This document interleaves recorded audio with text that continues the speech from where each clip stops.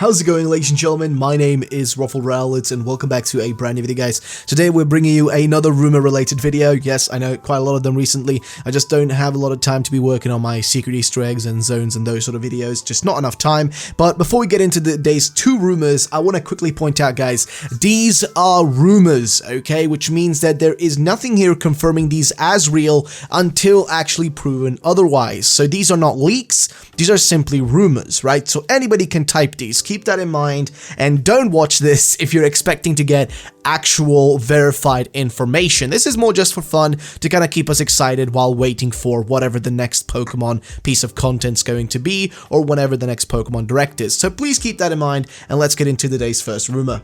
So this is actually a pretty cool rumor to me because this one actually includes a piece of artwork that is, you know, custom made, so to say. I like those. I like when the rumor people go a bit of an extra mile to make it more interesting. But this one is the Cinder Citadel, which has got this cool logo with like a dragon head and all that. And it says next DLC posted by Anonymous. And here's what it points out. Pokemon Day 2021 will mark the 25th anniversary of Pokemon. And they will announce the next wave of DLCs for Sword and Shield, starting with the Cinder Citadel, which will be available on Pokemon Day. That seems a little bit crazy. Wouldn't that be a little too early or a little too quick? Well, I don't know. And also, I'm really curious, are we just gonna get more DLC now, and like, when are we going to see another game? I'm curious, because we have no new game Pokemon, like no new Pokemon game this year, so I'm expecting one next year at least, because they should have by now the time to develop like the next, you know, remake type of game. So they said here that's basically what they're doing. The Citadel, the Cinder Citadel is basically a massive wild area filled with massive empty castles and ruins. It actually sounds pretty awesome. You meet Mr. Wyman, a professor from a far-off land, who comes to Galar in search of ancient Pokemon no expert can confirm ever existed. You basically help him uncover mysteries of the castles and ruins in search of this Pokemon. And then he goes into what, like, some new things are here. Galarian forms for Sinnoh starters. Hitmonce, which I guess except Tyrogue, and Bisharp, those are all I know, are gonna get, I guess, Galarian forms according to him. Gigantamaxes for Galarian Sinnoh final evolutions, and Citadel Legendary. Citadel Legendary is based on a Welsh dragon. Its main form is Rock Dragon, and looks like a cooled off magma, and it's all like black colored. Its Gigantamax form has a crack throughout the black parts, which bright flames come out of, and it becomes pure dragon. So that's still legendary. I mean, that sounds like a pretty cool thing. A Welsh dragon. I would love that. That would be actually pretty awesome. The wild area itself is fairly small, maybe 70% of Isle of Armid's size. Ooh, that's really small. Jeez. But replayability is all in the empty castle ruins, which are dungeons whose layouts change daily. That would be really sick if true. There are 4 castles overall. Several smaller 1 to 2 room ruins. You can get 2 unknowns here. All right, unrelated specifically to the Cinder Citadel, but there will be a weekly bug catching and fishing tournament with the DLC. That would be really fun as well. You guys remember like the bug catching contest from like Heart Gold Soul Silver was really fun. I love that. So I would love for this to be real. Basically, can compete with NPCs locally with friends or ranked online. That's all I have. I can't offer much in way of proof, except pick related. You won't find that anywhere online.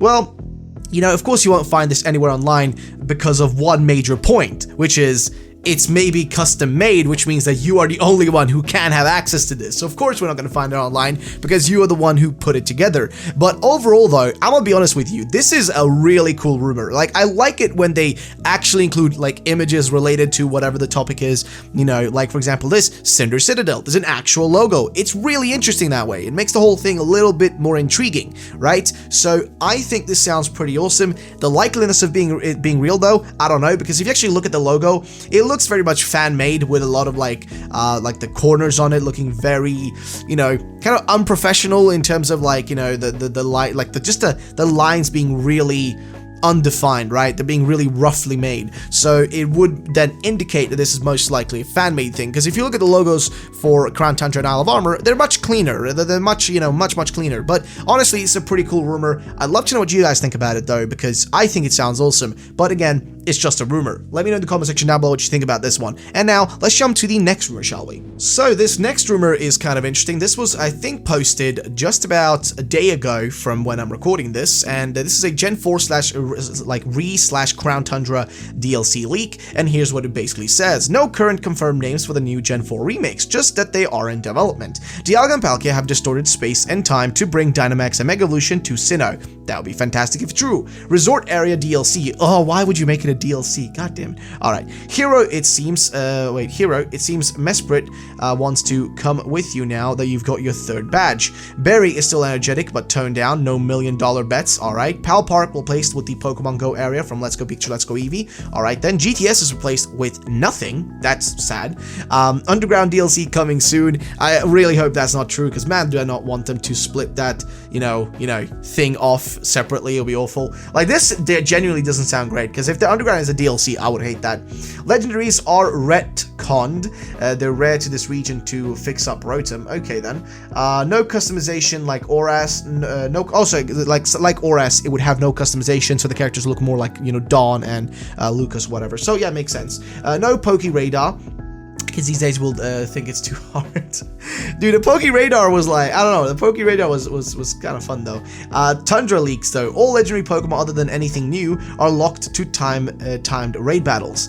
I really hope that's not the case and you can just kind of find them, through certain circumstances, but I don't know. They don't have any new themes for them either, just the raid battle theme. Alright, bunch of new items and some old TMs return. No new Pokemon other than the ones already shown. You have to get 151 Alolan Sandshrews hidden in the snow. Final reward is a starter from a past generation, Trico, Torchic, or Mudkip. Okay, that would make sense as to the way of getting them. Like, this actually sounds insanely realistic. I'm gonna be honest with you. This sounds insanely realistic as to what they're saying here. Like, compared to every other rumor, this one actually sounds pretty realistic.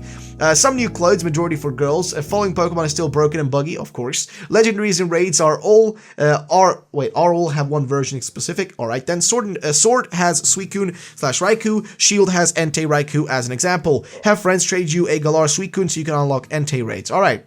Kind of like the hoops in Oras. And then he says, my dad works at GameSpeak, but he tell me I'm wrong. So yeah, of course, he's just memeing at the end there. But I'll be honest with you, strangely enough, the ones that are like this are the ones that usually end up being real, because this sounds insanely realistic to what Game Freak would do. Like, let's be frankly honest here. Okay, let's take a moment and be honest here. Doesn't this sound insanely like something they would do?